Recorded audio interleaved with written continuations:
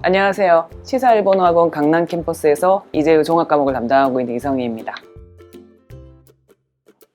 제가 사실 학부 전공은 매스 커뮤니케이션이었거든요. 근데 이제 일본 유학을 결정을 해서 4학년 때부터 일본어 공부를 시작했습니다. 그리고 이제 일본에서는 조치 대학에서 저널리즘으로 석사학위를 받았고요. 한국에 와서 이제 처음에는 일본어 강의부터 시작을 했었어요. 그러다가 이제 2009년 무렵부터 이재유 이제 타 학원에서 처음에는 소논문으로 시작을 했었고요. 이후에 이제 종합 과목을 또 하게 됐는데 시사일본어 학원에서는 2013년 무렵부터 이제 강의를 시작해서 오늘날까지 계속 이렇게 하고 있습니다.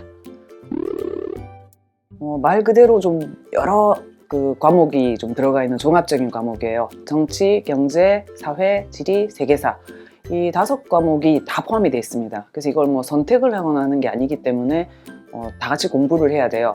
근데 이제 출제 범위 자체는 뭐 세계사로 치자면은 뭐 유럽의 이제 역사 쪽에서 치면은 중세와 근대 그 사이에 있는 근세 그 원저리부터가 사실 좀 출제 범위가 되죠. 일단 그 분류하는 좀 스타일은 그 강사에 따라서 다르긴 한데 저는 일단 학생들한테 좀 알기 쉽게 상중하로 우선 나눠서 얘기를 해요. 그 상이면 상당히 좀 응용이라든가 좀 깊은 지식, 좀 배경 이해가 필요한 문제겠고 중 같으면 이제 비교적 간단하게 좀 풀 수 있는 문제고 그리고 난이도 하라고 하면은 굉장히 기초적인 문제입니다.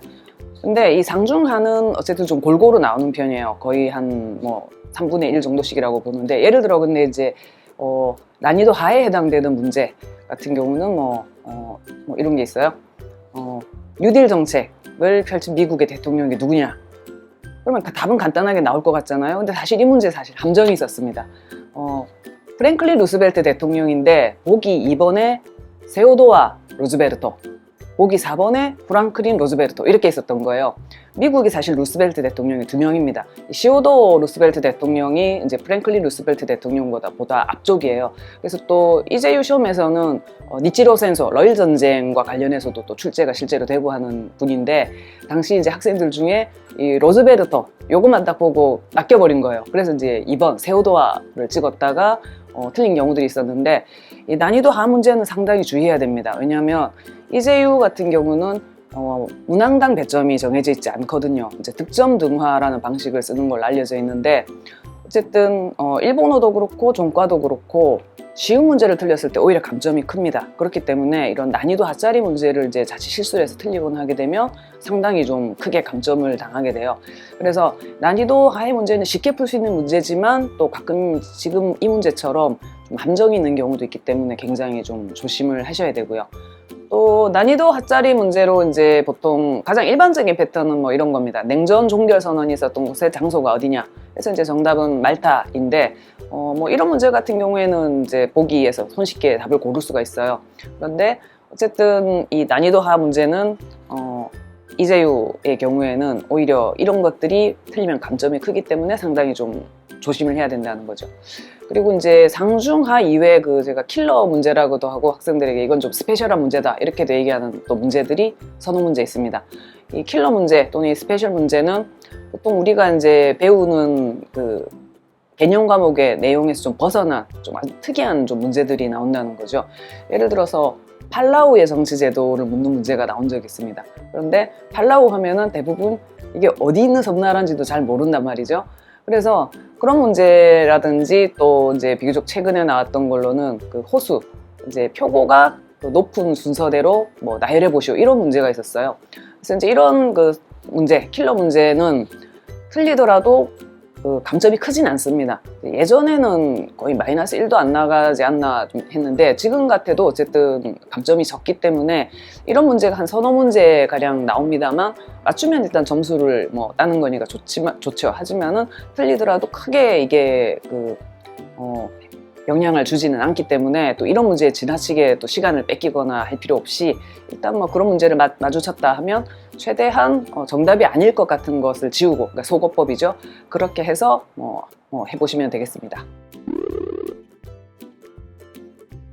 네, 이재유에서 이제 실제로 그 출제되고 있는 기출 문제들을 분석을 해서 그 이제 그 유형 또 그리고 그런 좀 출제 난이도나 스타일을 좀 맞춰서 모의고사 문제를 만들었는데요. 그 모의고사를 이제 해설한 내용입니다. 우선은 반드시 이제 모의고사라든가 이런 계통은요, 먼저 자신이 풀어보고 난 뒤에 해설을 들어야 된다는 게 중요하죠. 그렇지 않으면 자기가 뭘 아는지 또 뭘 모르는지 이런 것을 파악을 할 수가 없거든요. 그렇기 때문에 우선은 먼저 풀어본 다음에 해설을 듣고요. 그리고 오답 노트 같은 걸 만들어서 이제 틀린 내용을 체크하고 그 정답을 또 외우는 것도 중요하지만 일단 시험 전에 전체적으로 좀 총복습 그리고 체크를 하는 또 시간이다라고 생각을 하실 필요가 있겠습니다. 즉 맞췄다고 하더라도 본인이 이제 해설을 듣다 보면은 잘 몰랐던 부분이라든가 또 놓치고 있던 그런 부분 같은 것도 또 있거든요. 그래서 또 그런 부분은 다시 또 이제 교재에서 또 찾아보고 정리를 하고 또 복습을 하고 해서 이번 이제 이 해설 강의를 또 통해서 단순히 틀린 문제의 답을 외운다를 넘어서서 이제 약한 부분이라든가 또 놓치고 있던 부분을 재점검하고 좀 복습을 하는 그런 쪽으로 좀 활용을 해주셨으면 합니다. 네, 종합 과목은 사실 학습량이 많아서 굉장히 좀 힘든 과목이긴 합니다. 그런데 이게 이제 과목들이 그 과목 이름에 종합이란 말이 들어있죠. 사실은 서로 좀 연관이 있습니다. 이 정치하고 경제가 완전히 별개 문제가 아니고요. 또 지리, 세계사, 사회 이런 것들이 전부 다 서로 좀 맞물려 있어요.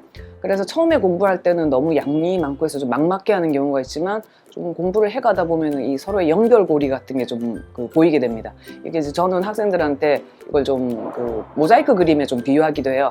처음에 이렇게 피스가 확 흩어져 있을 때는 전체 그림이 보이지 않죠. 그래서 하나하나 그런데 맞춰가다 보면은 뭔가 이제 서로 간에 맞물리는 지점이라든가 전체 윤곽 그림이 보이게 되거든요. 그래서 처음엔 좀 힘들지만 또 공부를 해가다 보면은 또 그런 것들을 이제 발견하는 기쁨을 좀 찾으실 수도 있어요. 그리고 또 한 가지는 종합 과목은 또 우리가 살아가는 현대 사회에 대한 좀 이해를 좀 깊게 해줍니다. 그래서 학생들한테 좀 우스갯얘기로 매일매일 뉴스를 보지만 뉴스에서 왜 저 얘기가 나오는지 사람들이 잘 모를 때가 많다. 국회에서는 왜 그렇게 싸우는지, 경제 뉴스에서는 미국의 금리 같은 얘기가 왜 나오는지. 하지만 종합 과목을 공부하면 또 그런 것들을 알 수 있게 돼요. 그래서 이제 뉴스를 이해할 수 있고 우리가 살아가는 또 사회에 대해서도 좀 폭넓은 상식을 쌓을 수 있는 그런 좋은 점도 있다고 생각합니다. 그래서 어렵고 좀 힘든 부분이 있지만 또 그만큼 또 여러분의 시야를 넓혀주고 그리고 이제 좀 현대사회를 살아가는 시민으로서의 또 상식과 양식을 키워줄 수 있는 그런 과목이라고 생각합니다.